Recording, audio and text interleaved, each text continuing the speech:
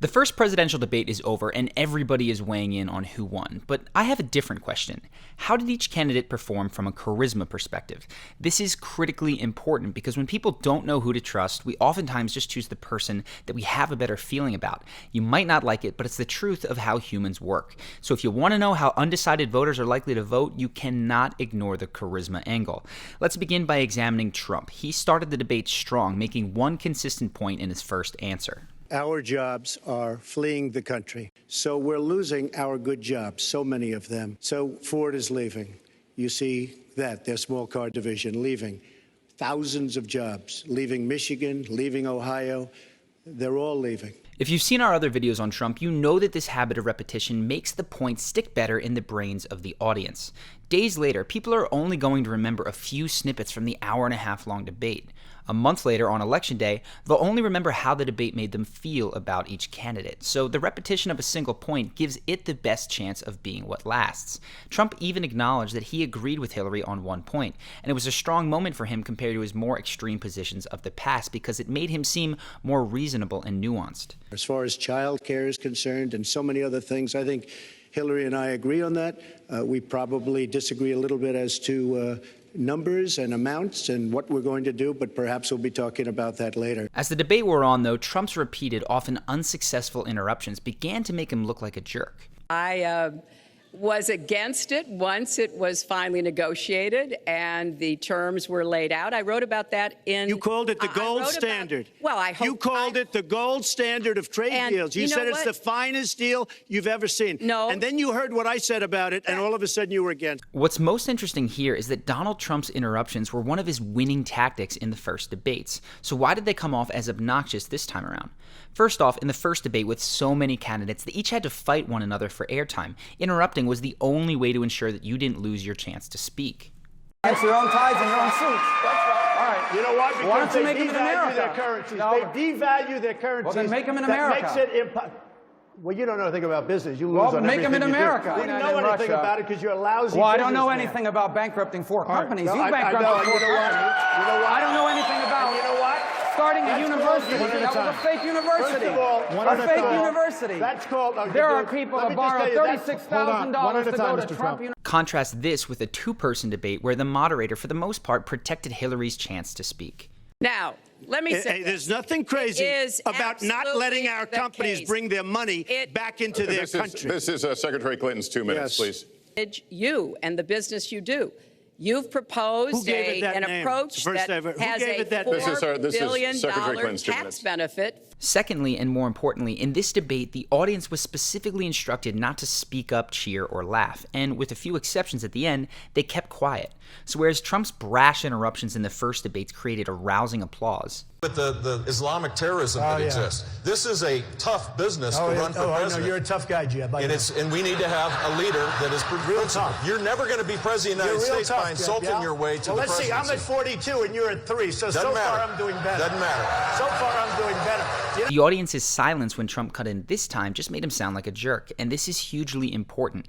It comes from a psychological concept called social proof that states we all get cues on how to respond to situations by seeing how other people respond first. So when we hear a room full of laughter, we're more likely to laugh, ignoring the fact that that statement could have been perceived as rude. But when that laughter isn't there, we get the sense that what was said is not funny, and in this case is just rude. It's the reason that laugh tracks exist on sitcoms, even though people insist that they don't like them. And, in my opinion, it's why a witty show like Arrested Development struggled. Without a laugh track and cues to laugh, many people just felt awkward. Well, excuse me.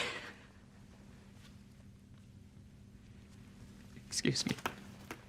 Anyway, enough with the side note. The next point is that Trump also had some body language that flat out hurt him, specifically nodding while Hillary made her points. It gave the impression that he was begrudgingly acknowledging the truth of what she had to say.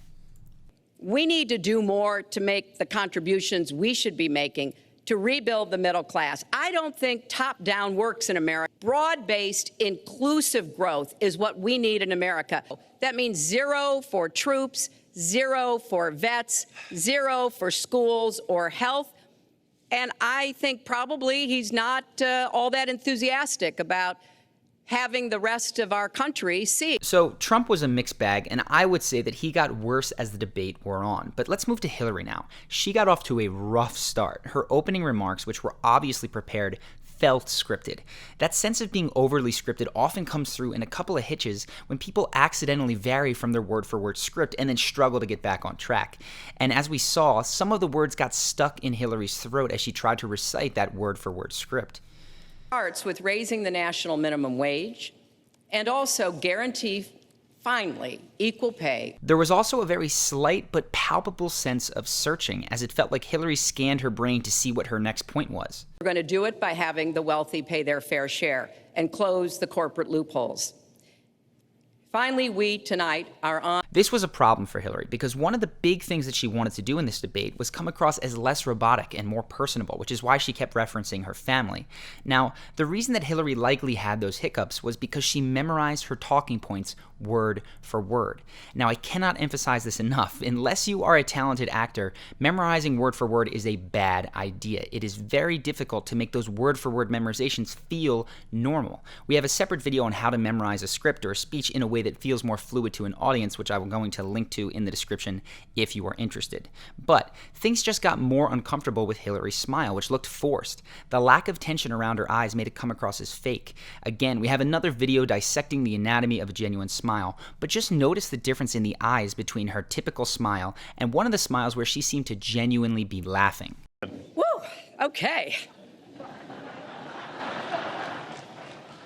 As the debate continued, though, Hillary definitely loosened up, lost some of the nerves, and even shot back with some unscripted zingers that matched the flow of the debate. And we don't have the money because it's been squandered on so many of your ideas. Let you And respond, maybe and we'll move to our because next. you haven't paid any federal income tax for a lot of years. This was one of the charisma high points of the debate for Hillary. It was a direct, spontaneous remark that perfectly matched what they had just been talking about.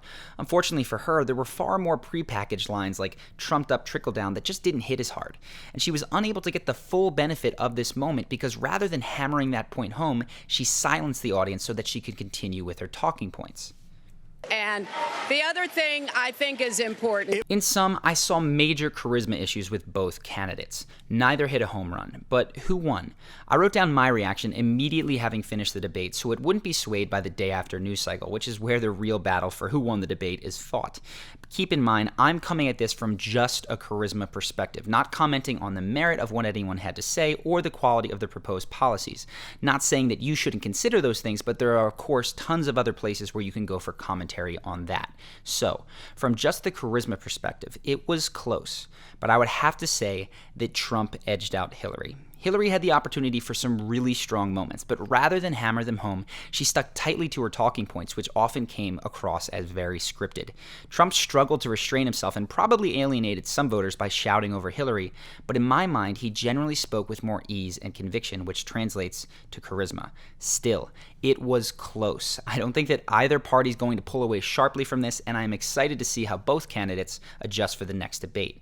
If you want to see that next debate breakdown, make sure to subscribe to the channel. Not only are you going to get that, but you'll also see weekly updates from all of our videos that are going to help you take your charisma to the next level. We're in political season right now, but we've been known to break down everything from Game of Thrones to Kevin Hart's storytelling, so if you're interested in learning how to be more charismatic and confident, make sure to subscribe so you never miss a new video. If you want to check out the other videos that I've mentioned, we've got links in the description, and of course, until next time, I hope that you've enjoyed this video, and I'll see you in the next one.